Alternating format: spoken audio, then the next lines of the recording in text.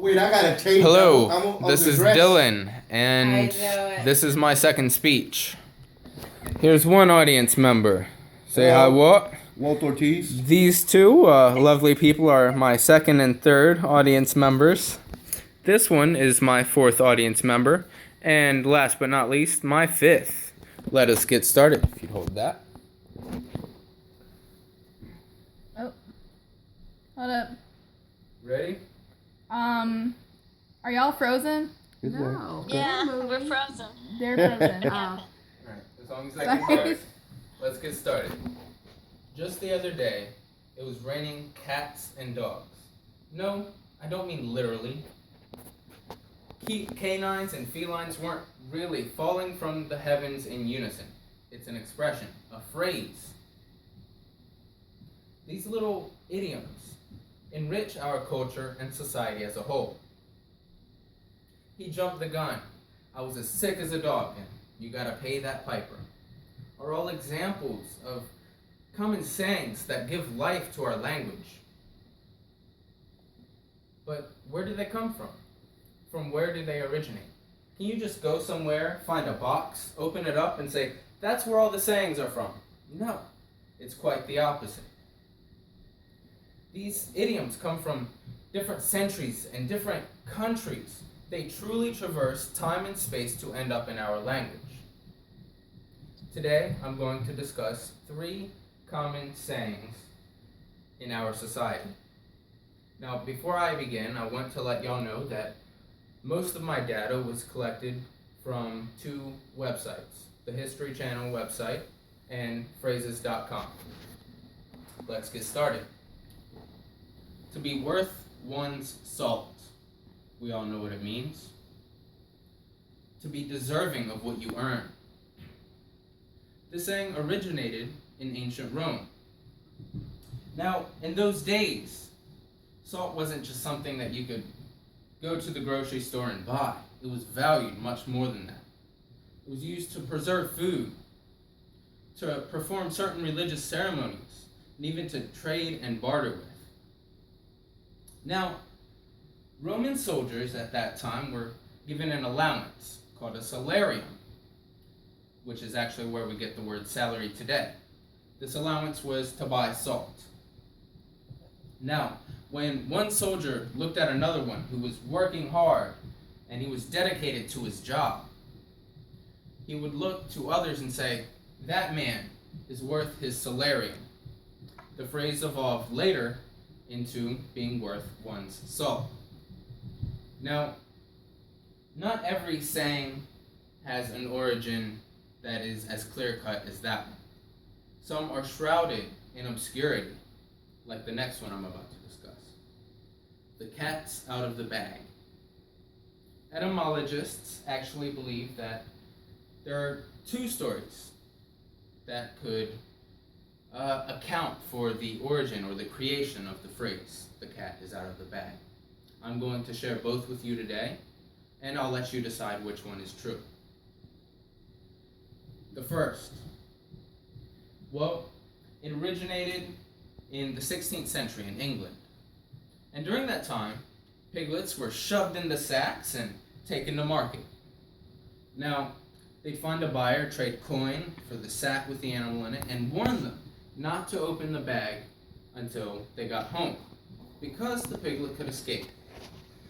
Now, crooks and frauds took this practice to their advantage. They found more inexpensive animals, primarily cats. They shoved them into the sacks and went on to the market and searched for an unsuspecting buyer. Now, once they traded coin for the sack, they also warned the buyer, now make sure you don't open this sack until you get home, because it could run away. Now, the unsuspecting buyer would march himself on home and open up the sack and get a face full of cat. Well, that gives creation to the phrase, the cat's out of the bag. Of course, there's the second story. It's a little darker, it's a little more gruesome than the first.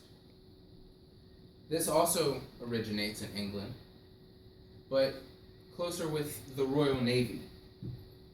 Now, during this time, the captain carried around a red sack with a whip termed the Cat of Nine Tails, because it had 9 ropes tied to the end. Now, when a sailor's transgressions came to light and the captain was informed, the rest of the sailors would parade around the sinner and whisper to each other, saying that the captain's going to let the cat out of the bag, which gives rise to the phrase. Now, there are problems with both of these sayings. For the first story, who in their right mind would walk on home with a sack with an animal in it, hear hissing and meowing and clawing, and think, yep, this is certainly a piglet in this bag, and march on home to open it? It's unlikely. Pigs make different sounds. Now, the problem with the second story comes more from the expression itself. The expression, the cat is out of the bag. The cat represents a secret, the bag, its hiding place. Now, once the secret, like the cat, is escaped, once it's free, it is not to be contained again. Well, once the captain has dealt his punishment to the sailor, the whip fits easily back into the bag.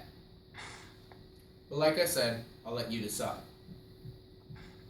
Of course, as I said in my introduction, these phrases, these sayings, these idioms, they come from different centuries and different countries, but not always. The next one comes from our own backyard, the United States, and it's a little more recent. Close, but no cigar. We know what this means as well. Almost, but not quite. Now, this phrase's creation is believed to have begun around the late 1800s, early 1900s, primarily in fairgrounds. Well, the fairs back then were set up much like they are today, with tons of booths, with games that are almost impossible to win. Now, the difference between the fairs then and the fairs now are that men, adults, would actually play the games then, instead of children. So, the prizes themselves were tailored more to adults. The most common prize was a cigar. Well, when a man would come up and test his luck on the games, and he'd almost win, the worker would yell, "Close, but no cigar," trying to entice the man to play again, saying that he might win the next time because he was so close, which gives rise to our current phrase, close but no cigar. Now, the cat's out of the bag. Close but no cigar. To be worth one's salt. These are just the tip of the iceberg that we use in our daily vernacular. A penny for your thoughts. At the drop of a hat, they grace our language with their presence.